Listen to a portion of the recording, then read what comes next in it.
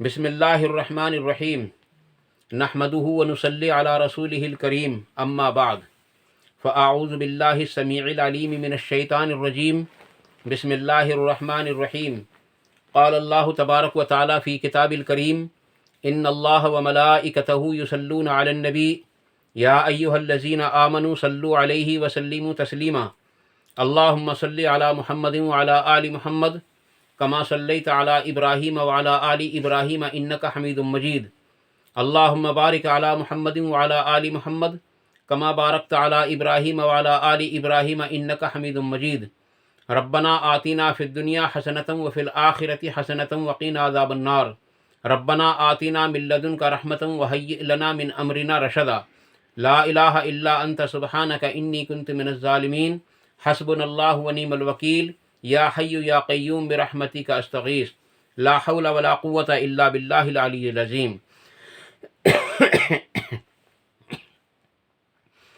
عزیز دوستو،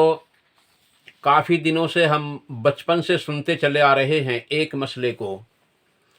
اور اس مسئلے میں جو اختلاف ہے اس کو بھی کافی دنوں سے سنتے چلے آ رہے ہیں، اور وہ مسئلہ ہے نیت کا۔ نیت کرنا عزیز دوستو فرض ہے ہر اعمال کی، کیونکہ نبی اکرم صلی اللہ علیہ وسلم نے ارشاد فرمایا، اور یہ روایت ہے حضرت عمر ابن الخطاب رضی اللہ عنہ سے۔ صحابہ کرام کہتے ہیں کہ جب ہم نے حضرت عمر فاروق رضی اللہ عنہ کو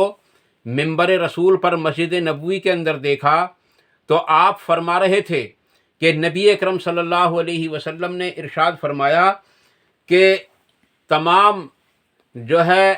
اعمال کا جو دار و مدار ہے وہ نیتوں کے اوپر ہے، اور آپ صلی اللہ علیہ وسلم نے 3 باتیں اس کے اندر ارشاد فرمائی ہیں۔ سب سے پہلی بات آپ صلی اللہ علیہ وسلم نے عزیز دوستو فرمائی کہ جس نے نیت کی، ہجرت کی، سفر کیا، ہجرت کا سفر کیا، اور وہ اپنی ہجرت میں کامیاب بھی ہو جائے تو اس کی نیت اگر اللہ اور اس کے رسول کی خوشنودی ہو تو اس کو اللہ اور اس کے رسول کی خوشنودی ہی حاصل ہوگی، سب سے پہلی بات۔ دوسرے فرمایا کہ اگر کسی دنیاوی مال و متاع کے لیے اس نے ہجرت کی ہو تو وہ اس کو نصیب ہوگا، اور پھر فرمایا کہ اگر کسی نے کسی عورت سے نکاح کرنے کی غرض سے ہجرت کی تو جو اس کا ارادہ ہے اللہ تبارک و تعالی وہی چیز اس کو عطا فرمائے گا۔ یہاں ہم سب کو پتہ یہ چلتا ہے کہ کسی بھی معاملے میں اگر ہم نیت کریں گے اللہ تبارک و تعالیٰ کے سامنے تو اللہ تبارک و تعالیٰ کے یہاں وہ نیت مقبول ہے، خواہ ہم اس نیت کو اچھی کریں یا بری کریں۔ بہرحال اگر ہم بری نیت کریں گے تو اللہ تبارک و تعالیٰ اس کو اس وقت تک قبول نہیں کرتا جب تک وہ اس برائی کو نہ کر لے، جب تک فرشتوں کو حکم ہی نہیں دیتا، جب تک وہ اس برائی کو نہ کر لے۔ البتہ کسی بھی نیک کام کی نیت آدمی کرتا ہے تو اللہ تعالیٰ کا حکم ہوتا ہے فرشتوں کو کہ اس کی ایک نیکی لکھ لو، کیونکہ نیکی کے کام کا ارادہ کرنا بھی تو نیکی ہے نا۔ اور جب اس نیکی کو وہ انجام دے دیتا ہے تو اللہ تعالیٰ کا ارشاد ہوتا ہے کہ اس کے بدلے میں اس کی 10 نیکیاں لکھو۔ اور جب کوئی وہ برائی کی نیت کرتا ہے تو اللہ تعالیٰ فرشتوں کو حکم دیتا ہے کہ اس نے برائی کی نہیں ہے ابھی، اس لیے کچھ مت لکھو۔ اگر وہ اس برائی کو کر لیتا ہے تو اللہ کا ارشاد ہوتا ہے کہ اس برائی کو کیونکہ اس نے ایک ہی کی ہے اس لیے اس کی ایک ہی برائی لکھی جائے۔ یہ عزیز دوستو نیت کے اوپر جو میں نے حدیث نمبر 2 آپ کے سامنے بیان کی ہے یہ بہت ہی اہم ہے، اور پہلی حدیث جو حضرت عبداللہ وہ حضرت عمر ابن الخطاب رضی اللہ تعالیٰ عنہ سے جو مروی ہے وہ بھی سب سے زیادہ اہمیت ہے، کیونکہ بخاری شریف کے اندر اس کے 6 ترک موجود ہیں، اور مسلم شریف کے اندر، اور ترمذی اور جو ہے ابن ماجہ کے اندر بھی یہ حدیث موجود ہے۔ تو عزیز دوستو نیت کرنا یہ ہمارے لیے نہایت ہی ضروری ہے، لیکن اب ہم نیت کیسے کریں؟ نیت عزیز دوستو اصل میں یہ جو ہمارا دل ہے نا، اس کے ارادے کا نام نیت ہے۔ ہم جو نیت کے الفاظوں کو زبان سے ادا کرتے ہیں، ان کو بعض اکابر بدعت اور بعض ان کو حرام قرار دیتے ہیں، کیونکہ ہر اعمال کا دار و مدار نیت کے اوپر ہے۔ لیکن زبان سے نیت کرنا یہ کسی حدیث سے ثابت نہیں ہے۔ عزیز دوستو، اس لیے زبان سے نیت نہ کریں۔ لوگ نمازوں کی نیت سکھا رہے ہوتے ہیں، نیت کی میں نے اتنی رکعت نماز، اتنے فرضوں کی، اتنے سنتوں کی، فلاں وقت کی۔ عزیز دوستو، یہ کہیں سے ثابت نہیں ہوتا۔ جب آدمی ارادہ کر کے اٹھتا ہے اپنی جگہ سے، خواہ اس نے وضو بھی نہ کیا ہو اور وہ چلا ہو ظہر کی نماز کے ارادے سے، تو اس کی نیت ہو گئی۔ اب وہ وضو بھی کرے گا، نماز بھی پڑھے گا، اور جو ہے اس کا ثواب بھی ملے گا۔ اور اگر وہ نیت اپنی زبان سے ادا کرتا ہے تو بعض اکابرین کے اس پر بڑے بڑے گناہوں کے فتوے لگے ہوئے ہیں۔ عزیز دوستو، اس لیے زبان سے نیت نہ کریں بلکہ ارادہ دل میں کریں۔ دیکھو نا، نبی اکرم صلی اللہ علیہ وسلم نے وضو کی نیت کے بارے میں بھی فرمایا، اور نبی صلی اللہ علیہ وسلم نے زکوٰۃ کی بھی نیت کے بارے میں فرمایا، لیکن ہم نے کسی سے نہیں سنا کہ میں فلاں وقت کی نماز کے لیے وضو کرتا ہوں جس میں 4 فرض اور اتنی اتنی سنتیں ہیں، اور رخ میرا ٹونٹی کی طرف ہے۔ ہم نے کہیں نہیں سنا کسی سے بھی۔ عزیز دوستو، جب آدمی ارادہ کرتا ہے تو وہی اس کی نیت ہوتی ہے۔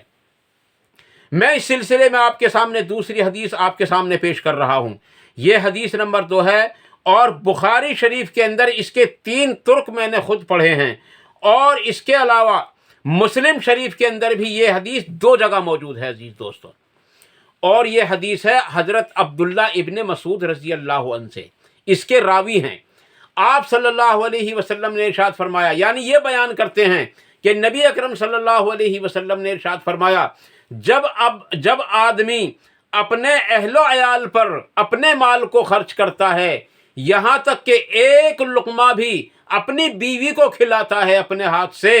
اور اس کی نیت یہ ہو کہ اللہ مجھ سے راضی ہو جائے، تو اس کو بھی اس پر صدقے کا ثواب ملتا ہے۔ عزیز دوستو، یہاں یہ پتہ چلا کہ جب آدمی کی نیت کسی بھی کام کے اندر اللہ تبارک و تعالیٰ کی رضا کی ہوتی ہے، تو اس میں اللہ تبارک و تعالیٰ کی رضا ہم سب کو نصیب ہوتی ہے۔ بہرحال میں آپ کے سامنے تیسری حدیث پیش کیے دیتا ہوں، اور یہ بخاری شریف کے اندر 8 مقامات پر میں نے پڑھی ہے، اور مسلم کے اندر 2 مقامات پر ہے، اور ابو داؤد کے اندر بھی 1 مقام پر یہ حدیث میں نے پڑھ لی ہے۔ عزیز دوستو، یہ حدیث تھوڑی سی بڑی ہے۔ اس میں حضرت سعد ابن وقاص ہیں شاید رضی اللہ تعالیٰ عنہ۔ یہ یا تو فتح مکے کا موقع ہے یا پھر حج الوداع کا موقع ہے۔ ان دونوں میں سے ایک موقع ہے جب یہ مکے میں گئے ہوئے ہیں۔ اچانک آپ بیمار ہو گئے، اور نبی اکرم صلی اللہ علیہ وسلم ان کی عیادت کے لیے تشریف لے گئے، اور بیماری ان کی اتنی بڑھ گئی کہ ان کو یہ امید ہی نہ رہی کہ میں بچ جاؤں گا۔ یہاں تک کہ نبی اکرم صلی اللہ علیہ وسلم جب آپ کی عیادت کے لیے تشریف لے گئے ہیں، تو آپ نے نبی صلی اللہ علیہ وسلم سے عرض کی، یا رسول اللہ، آپ تو دیکھ ہی رہے ہیں کہ میری بیماری کتنی بڑھ گئی ہے، اب مجھے بچنے کی تو امید نہیں ہے۔ البتہ میں یہ چاہتا ہوں کہ میرے بیٹی ایک ہی ہے، اور میں کافی بڑا مالدار بھی ہوں، میرے پاس مالیت بہت بڑی موجود ہے، اگر آپ اجازت دیں تو میں 2/3 مال کو صدقہ کر دوں۔ تو آپ صلی اللہ علیہ وسلم نے اس سے منع فرمایا، اور ارشاد فرمایا کہ یہ تو بہت زیادہ ہو جائے گا۔ پھر عرض کی یا رسول اللہ صلی اللہ علیہ وسلم، پھر آپ مجھے اجازت دیں تو میں آدھا حصہ جو ہے مال کو صدقہ کر دوں۔ تو آپ نے فرمایا کہ یہ بھی بہت زیادہ ہو جائے گا، اور اس کی بھی آپ صلی اللہ علیہ وسلم نے اجازت نہیں دی۔ پھر عرض کی یا رسول اللہ، پھر میں اگر آپ اجازت دیں تو میں 1/3 مال صدقہ کر دوں۔ تو آپ صلی اللہ علیہ وسلم نے ارشاد فرمایا کہ ہے تو یہ بھی زیادہ ہی، لیکن اتنا مال صدقہ کرنے کی تمہیں اجازت ہے مرنے سے پہلے۔ عزیز دوستو، یہاں سے یہ جواز لیا جاتا ہے، دلیل لی جاتی ہے کہ اپنے مال میں سے اپنی زندگی کے اندر آدمی 1/3 مال صدقہ کر سکتا ہے، اس سے زیادہ صدقہ کرنا اللہ کے نبی صلی اللہ علیہ وسلم نے منع فرمایا، اور آپ صلی اللہ علیہ وسلم نے ارشاد فرمایا کہ اپنے اہل و عیال کو غنی کر کے چھوڑ کر کے جاؤ،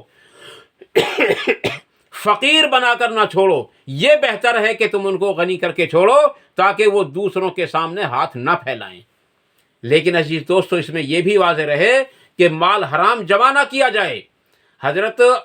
عمر ابن عبدالعزیز رحمۃ اللہ علیہ کی جب وفات ہونے لگی، انہی کی یا کسی اور کی، میرے ذہن میں صحیح سے نام یاد نہیں ہے، تو ان سے کسی نے آ کر کے پوچھا، حالانکہ بادشاہ تھے، آ کر کے سوال کیا کہ تم نے کیا اپنے اہل و عیال کے لیے کچھ چھوڑا ہے؟ تو آپ نے فرمایا کہ مجھے بٹھاؤ۔ چنانچہ آپ بیٹھے، اور بیٹھ کر کے آپ نے فرمایا کہ حرام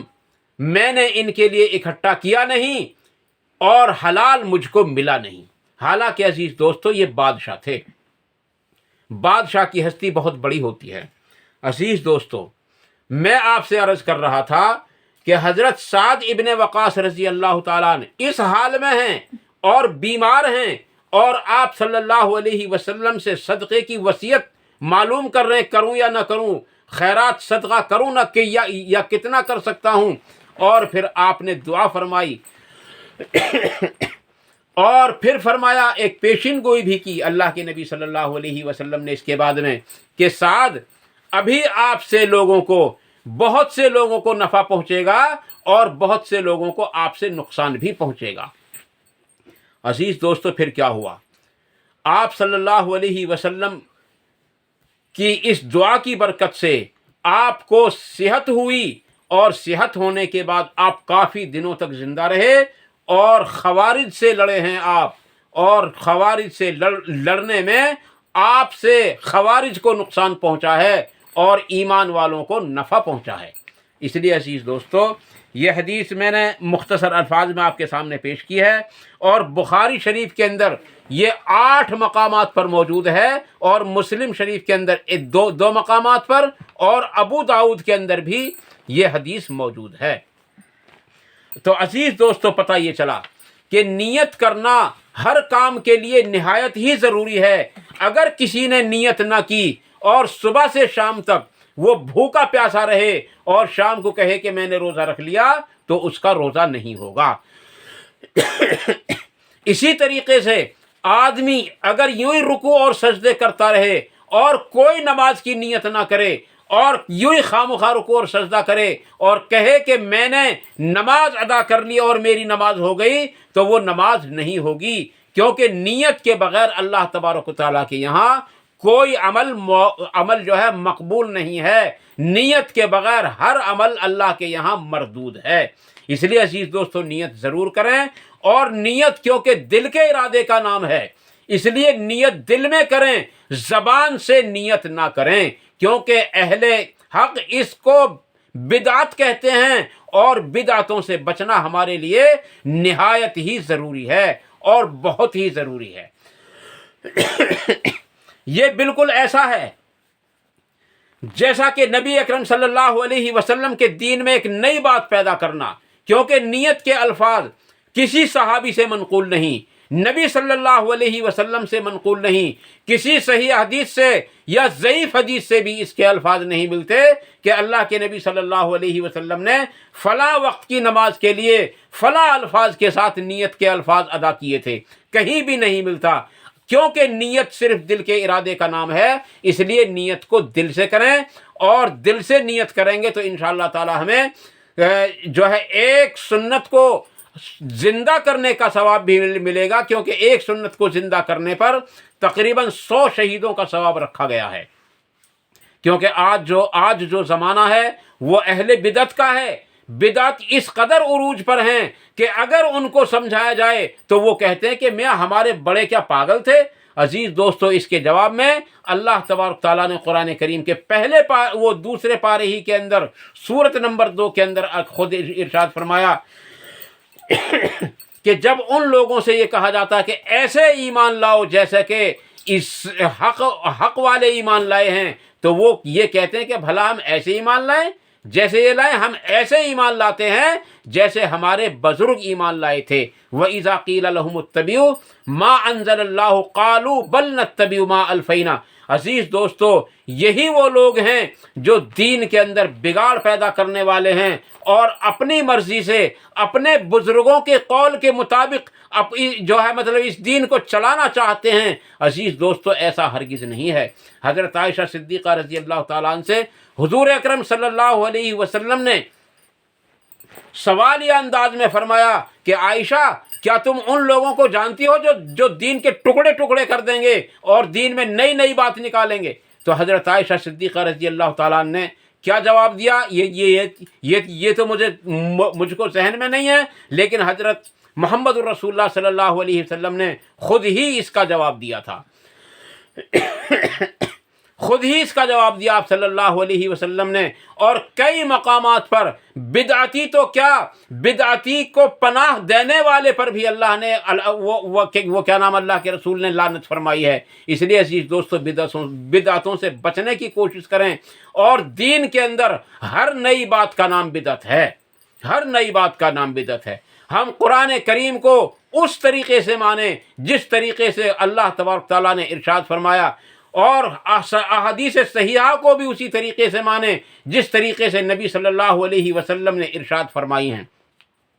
اگر ہم قرآن اور حدیث کو حرف بحرف ماننے لگیں تو بتاؤ ہمارا کیا نقصان ہے، ہمارا کیا بگڑ جائے گا؟ اور کامیابی اللہ تبارک تعالیٰ نے اسی کے اندر رکھی ہے ہماری، کہ ہم قرآن کو اور حدیث کو حرف بحرف مانیں۔ ایسا نہ ہو کہ ہم اس کے الفاظ کو بگاڑ کر اس کے ترجمے اور تفاسیر میں اپنی طرف سے تعویل کر کے اس کو جو ہے بگاڑ کر اور دین کے اندر خرابی پیدا کر دیں۔ عزیز دوستو، اگر آج ہم قرآن اور حدیث کو حرف بحرف ماننے لگیں تو یقیناً یہ تمام کے تمام فرقہ پرستی جو ہے یہ ختم ہو جائے گی، اور ایک بھی فرقہ باقی نہیں رہے گا، بلکہ ایک جماعت رہ جائے گی، اور وہ جماعت 73ویں ہوگی، جس کے بارے میں اللہ کے نبی صلی اللہ علیہ وسلم نے ارشاد فرمایا کہ بس وہی ایک جماعت ہے جو جنت میں داخل ہوگی۔ آج ہم